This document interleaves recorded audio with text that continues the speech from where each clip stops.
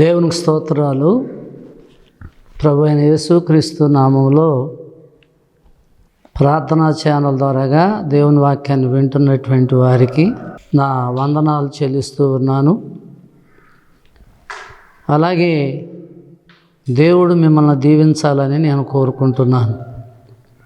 అయితే ఒక మాట ఏంటంటే, దేవుని వాక్యంలోనికి వెళ్ళే ముందు చిన్న ప్రార్థన చేసుకుందాం.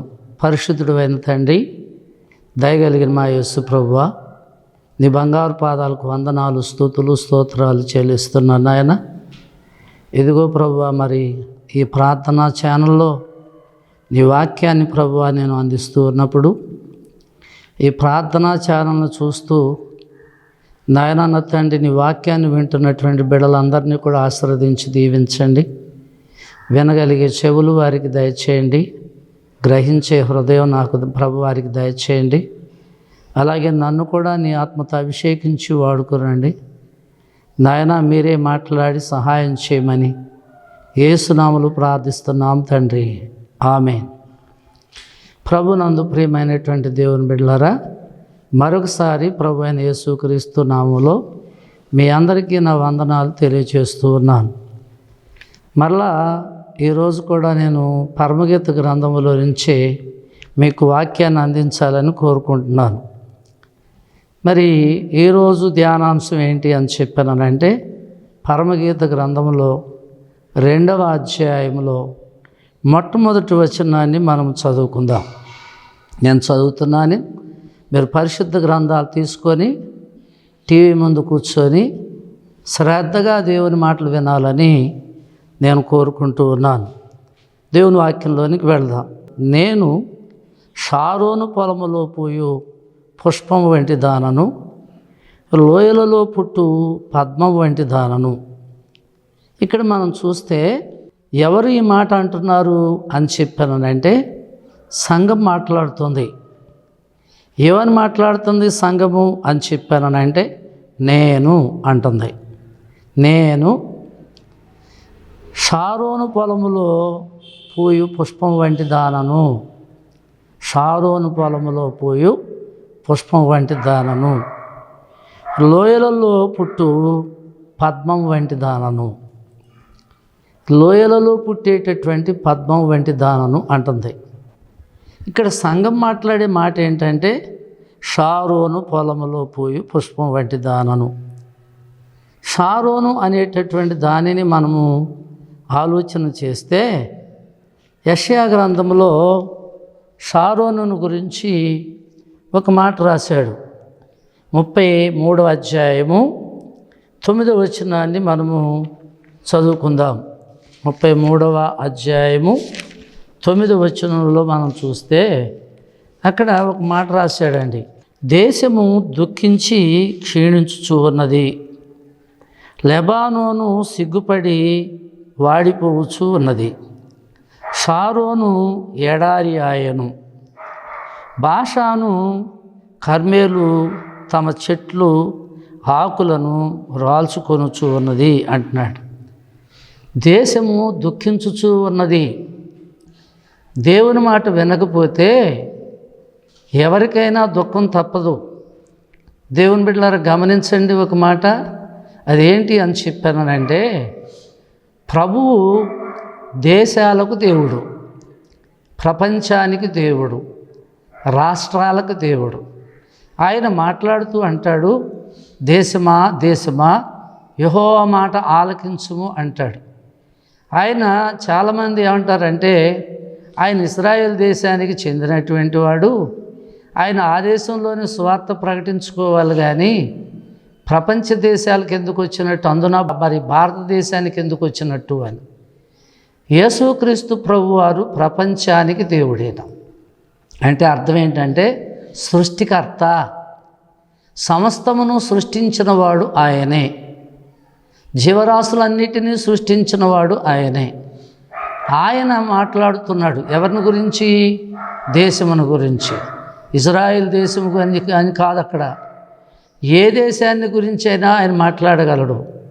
పూర్వమందున్నటువంటి ప్రవక్తలు దేశాల గురించి ప్రవచనాలు చెప్పారు. అయితే ఇక్కడ ఏ దేశమును గురించి చెప్పబడింది అంటే ఎక్కువగా ఇజ్రాయెల్ దేశాన్ని గురించి, యోధా దేశాన్ని గురించి చెప్తూ ఉన్నాడు. అయితే ఈ దేశం ఎలా ఉందంటున్నాడండి? దేశము దుఃఖించి క్షీణించుచు ఉన్నది. అనగా దుఃఖం వల్ల ఏం కలుగుతుంది? క్షీణత కలుగుతుంది. ఎవరైనా మనిషిని చూడండి, వేదనో దుఃఖమో కలిగినప్పుడు ఆ మనుషులు ఎక్కువ కాలం దుఃఖంతో ఉన్నప్పుడు, వేదనతో ఉన్నప్పుడు వారు ఎంత తిన్నా ఏం త్రాగినా వారు ఏమవుతూ ఉంటారు అని చెప్పానంటే వారు నీరసంగా ఉంటారు, బలహీనలుగా ఉంటారు. కారణం ఏంటి అంటే వారికి తినటానికి డబ్బు లేక కాదు, ఆహారం లేక కాదు, వారికి కలిగినటువంటి శ్రమను బట్టి వారు క్షీణించిపోతూ ఉంటారు. అందుకని అంటున్నాడు దేశము దుఃఖించి క్షీణించుచూ ఉన్నది అంటున్నాడు. రెండవది ఏమంటున్నాడంటే లెబానోను సిగ్గుపడి వాడిపోతున్నది. ఇశ్రాయేలు దేశంలో ఉన్నటువంటి పర్వతాలన్నిటిలో కూడా లెబానోను శ్రేష్టమైనటువంటి పర్వతం. ఆ పర్వతం మీద దేవదారు వృక్షాలు అవి పెరుగుతాయి, అవి చాలా ఎత్తుగా పెరుగుతాయి. అలాంటి లెబానోను ఏమవుతుంది అని చెప్పాను అంటున్నాడంటే సిగ్గుపడి వాడిపోవచ్చు ఉన్నది అంటున్నాడు.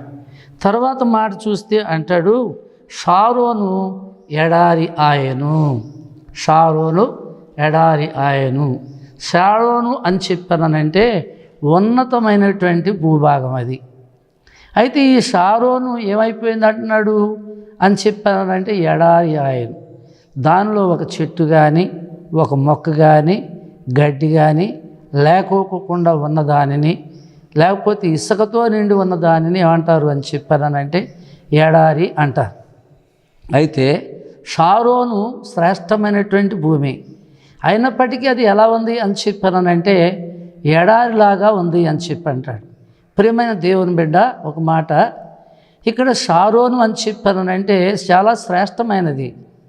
ఈ షారోను దేనికి పోల్చబడింది అని చెప్పానంటే నీ జీవితానికి, నా జీవితానికి పోల్చబడింది.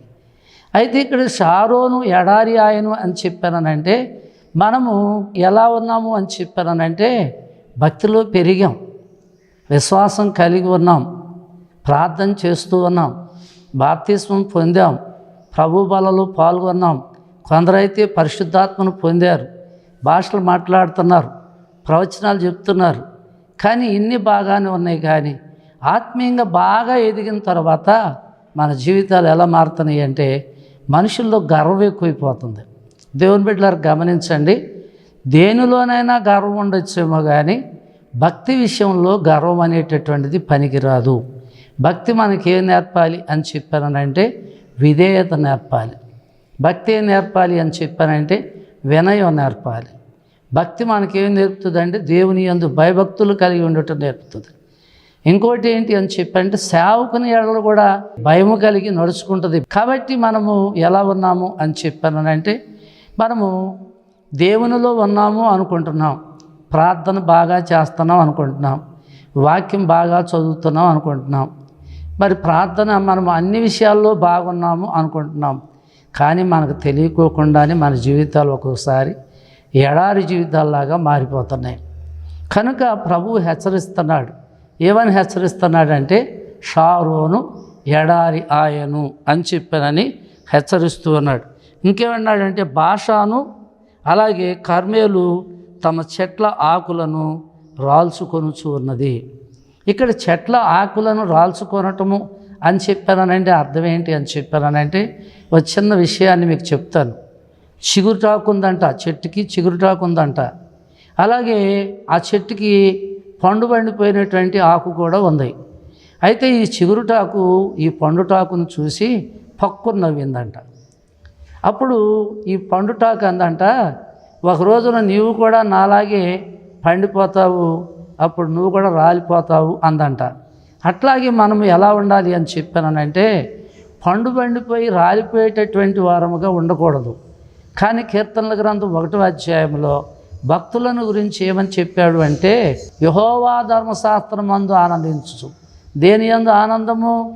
దేవుని యొక్క ధర్మశాస్త్రం అనగా వాక్యములో ఆనందం ఉంది.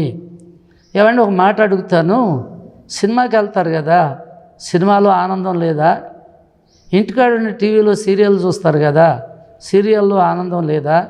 ఇంకా కొంతమంది టీవీలో వార్తలు ఎక్కువగా చూస్తూ ఉంటారు, వాటిలో ఆనందం లేదా అని చెప్పానంటే ఖచ్చితంగా వాటిలో ఆనందం లేదు. ఎక్కడుంది ఆనందం అని చెప్పానంటే యేసుక్రీస్తు ప్రభువులోనే ఆనందం ఉంది. అందుకని దావీదు మహారాజు అంటాడు, నీ సన్నిధిలో సంపూర్ణమైన సంతోషము కలదు అని మాట వాడతాడు. దేవుని బిడ్డలారు గమనించండి. అలాగే మన జీవితాలు కూడా ఎలా ఉండాలి అంటే యెహోవా ధర్మశాస్త్రమందు ఆనందించుచు దివారాత్రము దాన్ని ధ్యానించేవాడు.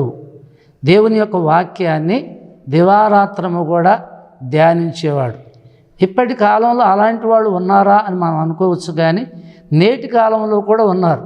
టీవీలు ఉన్నా, సినిమాలు ఉన్నా, వార్తలు ఉన్నా, సీరియళ్ళు ఉన్నా, ఏవి ఉన్నా వాటిని అన్నిటినీ కూడా పక్కన పెట్టి వాటిని చూడకోకుండా దేవుని వాక్యాన్ని చదువుతూ ప్రార్థన చేస్తూ వాక్యంలో ఆనందించేటటువంటి భక్తులను చాలామంది ఉన్నారు. అలాంటి వాళ్ళని నేను చూశానండి. కనుక మనం కూడా ఎలా ఉండాలి అని చెప్పానంటే యెహోవా ధర్మశాస్త్రమందు ఆనందించుచు దివారాత్రము దాన్ని ధ్యానించువాడు ధన్యుడు. సరే, అంతవరకు బాగుంది. కిందకు వచ్చిన తర్వాత అంటాడు, అట్టివాడు నీటి కాలువ యొరన నాటబడిన చెట్టు వలె. ఎక్కడంట? నీటి కాలువ యొరన అని చెప్పారనంటే నీటి కాలువ యొరన నాటబడిన చెట్టు అంటే నీటి కాలువ అని చెప్పానగా ప్రభువైన యేసుక్రీస్తు వారు అన్నారు, మరి మీరు ఎవరైతే నా యందు విశ్వాసం ఉంచుతారో వారి కడుపులో నుండి జీవజల నదులు ప్రవహిస్తాయి అన్నాడు యోహాను సువార్తలో.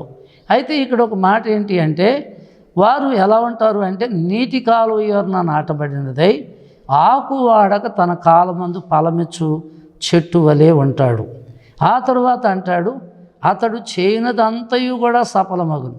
దేవుని బిడ్డలారా, మనం కూడా దేనిలో ఆనందించాలి అంటే దేవుని యొక్క వాక్యములోనే ఆనందం ఉన్నది, దేవుని వాక్యములోనే సంతోషం ఉన్నది.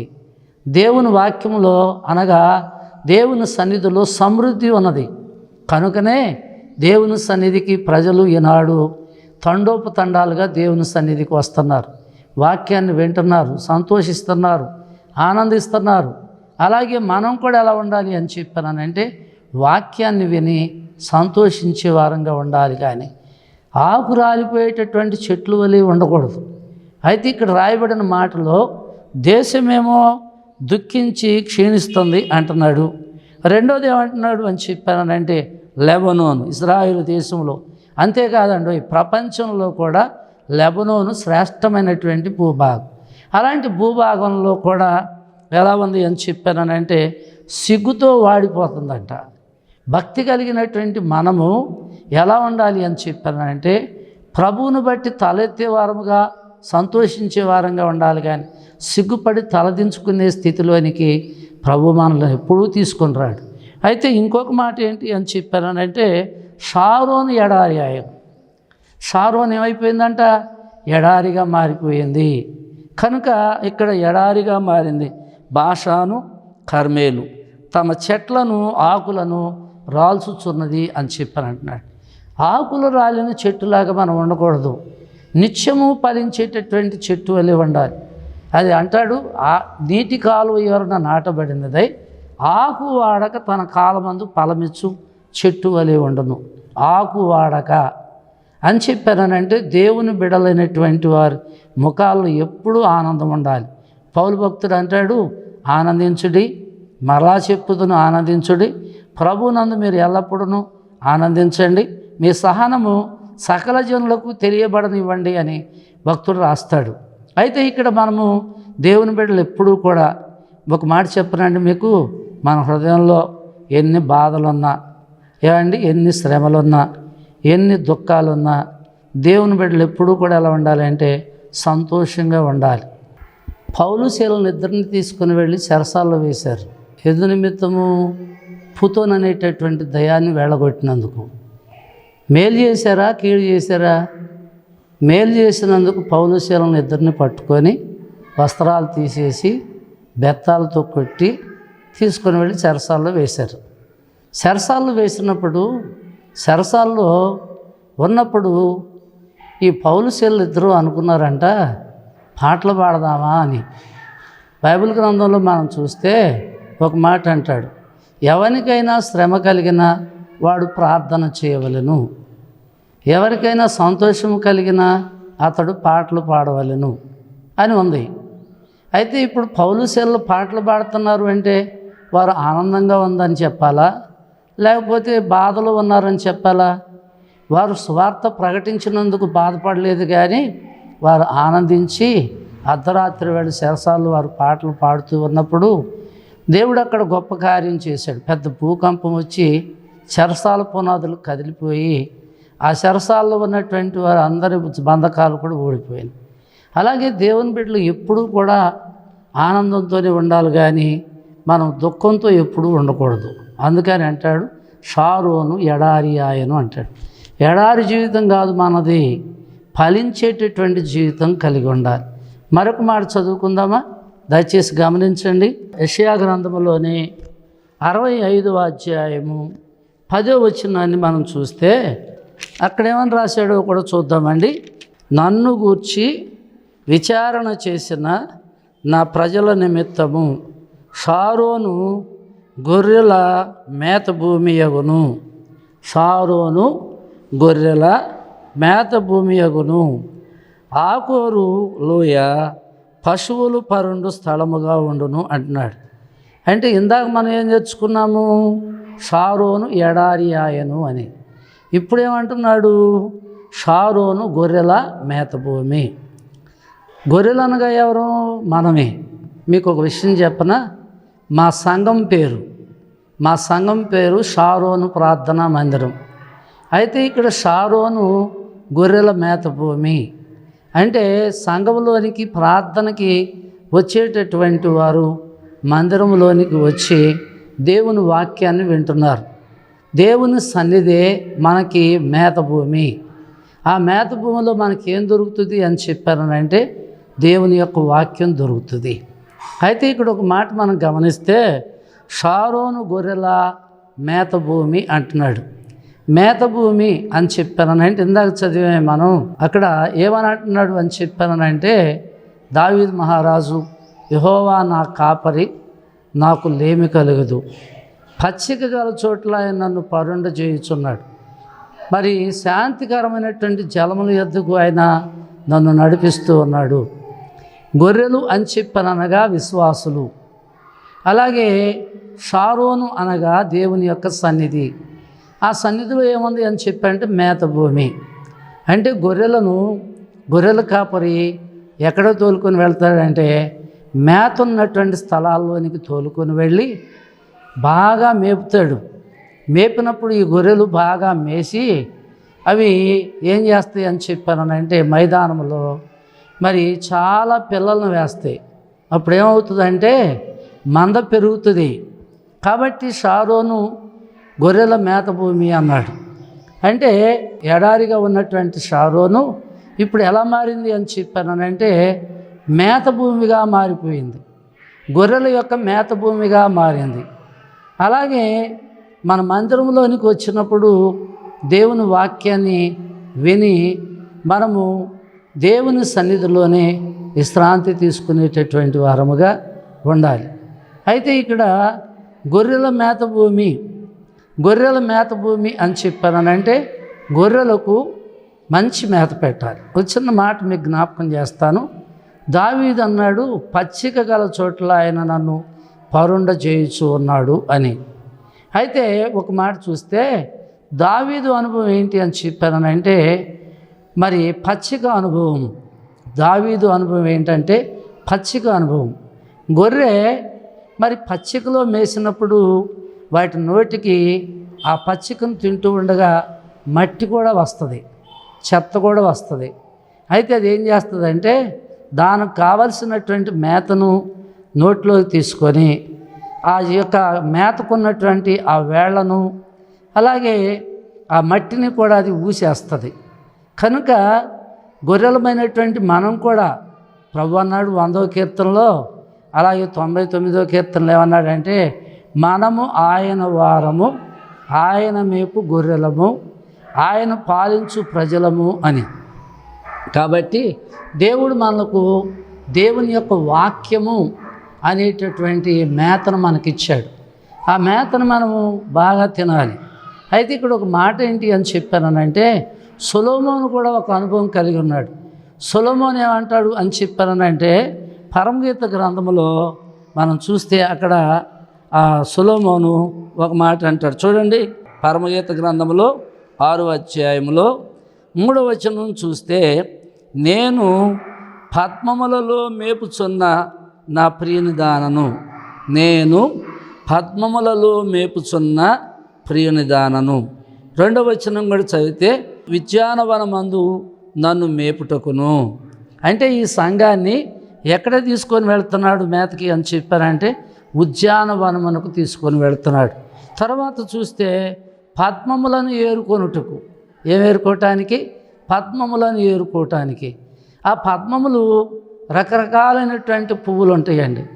వాటిని ఏరుకోవటానికి మా సంఘంలో షారోన్ పుష్పము, అలాగే లిల్లీ పుష్పము, అలాగే రోజా పుష్పము, ఇలాంటి పేర్లు పెట్టేవారు మా పాస్టర్ గారు దేవదత్తమయ్య గారు. ఆయన చిన్నపురంలో ఉండేవాడు. అక్కడి నుంచి వచ్చి వాక్యం చెప్పేవాడు. ఎవరైనా బాప్తీసం తీసుకుంటానని ముందుకు వస్తే వాళ్ళకి ఏం పేర్లు పెట్టేవాడు అని చెప్పారనంటే, పువ్వులు పేర్లు పెట్టేవాడు. అది కూడా బయట ఉన్న పువ్వులు కాదు, బైబిల్లో ఉన్నటువంటి పేర్లు పెట్టేవాడు. అలాగే మనం కూడా ఆ పువ్వులాగా వికసించాలి, ఆ పువ్వులాగా సువాసన కలిగి ఉండాలి. అయితే ఇక్కడ కూడా ఏమంటున్నాడంటే, ఒక మాట చూస్తే అంటాడు, నేను ఉద్యానవనమునందు మేపుటకును పద్మములను ఏరుటకును నా ప్రియుడు తన ఉద్యానవనమునకు పోయెను. ఎక్కడికి వెళ్ళాడు? తన ఉద్యానవనమునకు పోయెను. పరిమళ పుష్పస్థానమునకు పోయెను. పరిమళ పుష్పస్థానము అంటే సువాసననిచ్చేటటువంటి పువ్వులు. సువాసననిచ్చేటటువంటి పువ్వులు ఉన్నటువంటి స్థలంలోనికి వెళ్ళాడు. 3వ వచనంలోకి వస్తే అంటాడు, నేను పద్మములలో మేపుచున్న నా ప్రియనిదానను. పద్మములలో మేపుచున్న అంటే దావీదు అనుభవం ఏమో పచ్చిక అనుభవం అయితే, సొలొమోను అనుభవం ఏంటంటే పద్మములు ఉన్న చోట. ఈ పద్మములు అని చెప్పానంటే పూల మొక్కలు తీసుకెళ్ళి మనము తోటలో పెట్టినప్పుడు అవి పెరిగి పైకి ఎదిగిన తర్వాత ఆ పుష్పాలలోకి వెళ్ళి మేస్తుందంట ఈ సంఘం.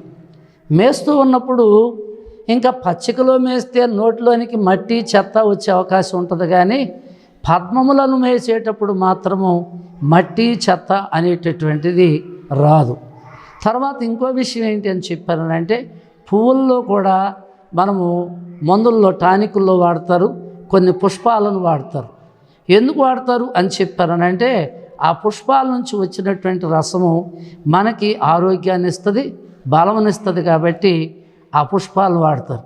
అయితే ఇక్కడ ఎక్కడ మేస్తుంది ఈ సంఘము అని చెప్పానంటే, నేను ఉద్యానవనములో నేను మేపటానికి తీసుకుని వెళ్తున్నాను అంటున్నాడు. అయితే ఇక్కడ ఒక మాట ఏంటి అని చెప్పానంటే, ఉద్యానవనము అని చెప్పానని అంటున్నాడు. అయితే అక్కడి నుంచి ఇక్కడ మనం గమనిస్తే షారోను మేత భూమి అన్నాడు. అదే యెషయా గ్రంథంలో మరొక మాటను కూడా మనం చూస్తే అక్కడ కూడా ఏమని రాస్తున్నాడు అని చెప్పారనంటే, చూడండి ఆ మాట ఎక్కడ అని చెప్పారనంటే 35వ అధ్యాయము 1-2 వచనాలు చదువుదాం.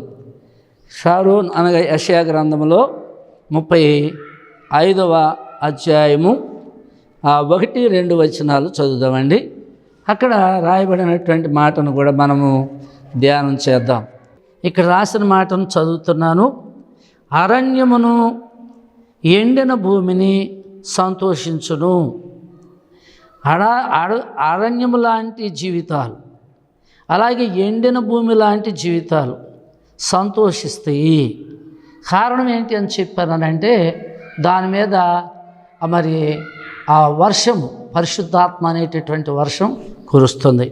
తర్వాత ఇంకేమన్నాడంటే, అది బహుగా పూయుచు ఉల్లసించును. తర్వాత ఇంకా అంటాడు, ఉల్లసించి సంగీతనాదములు పాడును. ఉల్లసించి సంగీతనాదాలు పాడుతుంది. తర్వాత అంటున్నాడు, లెబానోను సౌందర్యం. అంటే ఇప్పుడు గమనించండి, ఒకటి ఎడారి భూమి, రెండవది ఏంటి అని చెప్పారనంటే మేత భూమి. ఎడారి భూమి వల్ల మేత భూమిగా మారింది. ఇప్పుడు మేత భూమి ఏమవుతుంది అని చెప్పారనంటే సొగసైనటువంటి వనంగా మారుతుంది. అయితే ఇక్కడ మనం గమనిస్తే మనము మొట్టమొదటి అధ్యాయంలో చూస్తే షారోను పొలము, ఒకటి ఎడారి, రెండవదేమో మేత భూమి, మూడవదేమో పొలము. ఈ మూడు కూడా మనం చూస్తే ఈ అనుభవాలని సంఘము ప్రతి ఒక్కరూ కూడా, విశ్వాసులు ప్రతి ఒక్కరు కూడా ఈ అనుభవము కలిగి ఉండాలి. ఒకటి ఎడారి అనుభవం నుంచి మేత భూమి అనుభవంలోనికి వెళ్ళాలి. మేత భూమి అనుభవంలో నుంచి పొలము అనబడినటువంటి వనంలోనికి వెళ్ళాలి.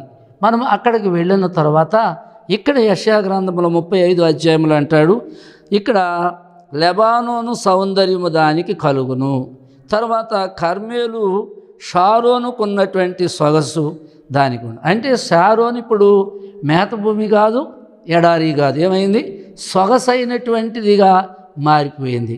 అంటే రకరకాలైనటువంటి పూల చెట్లు దానిలో పెట్టినప్పుడు ఆ పూల చెట్లలో రకరకాలైనటువంటి పూలు పూసి, అది కూడా సువాసన కలిగిన పువ్వులు ఉన్నాయి, సువాసన లేని పూలు ఉన్నాయి. సువాసన కలిగినటువంటి పువ్వులు ఏం చేస్తున్నాయి అని చెప్పానంటే తన సువాసన చేత త్రోవ వెంట వెళ్ళేటటువంటి వారిని ఆకర్షిస్తూ ఉంది. అంటే తన జీవితంలో మనము మనుషులమైనటువంటి అనగా విశ్వాసులమైన మనము ఒకటి ప్రార్థన చేత చాలామందిని దేవుని సన్నిధికి నడిపించవచ్చు. రెండవది ఏంటి అని చెప్పండి, ప్రవర్తన వలన కూడా మనం అనేక మందిని దేవుని సన్నిధికి నడిపించవచ్చు. మూడవది క్రియల వల్ల మనం చేసేటటువంటి పనులను బట్టి కూడా అనేక మందిని నడిపించవచ్చు. కాబట్టి అందుకని ఇక్కడ ఏమంటున్నాడు అని చెప్పానంటే కర్మేలు షారోనుకు కలిగినటువంటి సొగసు దానికి ఉండును అంటున్నాడు. అయితే ఇక్కడ మనం చూస్తే చివరి మాటగా ఏంటంటే మనం మొట్టమొదటిగా చదివినటువంటి మాట షారోను పొలములో పుష్పం వంటి దానను. అంటే ఇక్కడ ఏమైంది అని చెప్పానంటే ఈ షారోను అనేటటువంటిది పొలంగా మారింది. ఈ పొలంగా మారినటువంటి ఈ యొక్క షారోను ఏమవుతుందంటే వివిధమైనటువంటి పూల చెట్ల చేత, ఆ పువ్వుల చేత అనేక మందిని ఎలా తుమ్మిదలను ఎలాగైతే ఆ పువ్వులు ఆకర్షిస్తాయో మనం కూడా అలాగ ఆకర్షించే వారముగా దేవుని సన్నిధికి నడిపించే వారంగా ఉండాలని చెప్పానని మీకు తెలియజేస్తూ ఉన్నాను. చిన్న ప్రార్థన చేసుకుందాం. పరిశుద్ధుడైన తండ్రి, దయగలిగిన మా యేసు ప్రభువా, నీ బంగారు పాదాలకు వందనాలు, స్తుతులు, స్తోత్రాలు చెల్లిస్తూ ఉన్నాం ప్రభువా. విన్న మాటలు ప్రభువా నీ బిడ్డల హృదయాలు భద్రపరచండి. ఎవరైనా నాయన టీవీ ముందు కూర్చొని వాక్యం వింటున్న వారిలో ఎవరైనా అనారోగ్యాల చేత కానీ బలహీనతల చేత కానీ బాధపడుతున్నటువంటి వారు ఉంటే వారిని నాయన ముట్టి నీ గాయపడిన హస్తంతో ముట్టి స్వస్థపరిచి ఆరోగ్యం దయచేయమని ప్రార్థిస్తున్నాం తండ్రి. ఈ మాటలు వినుచున్న వారి అందరికీ కూడా మేలు కలుగునట్లుగా కృప చూపి దీవించమని యేసు నామములో ప్రార్థిస్తున్నాం తండ్రి. ఆమేన్.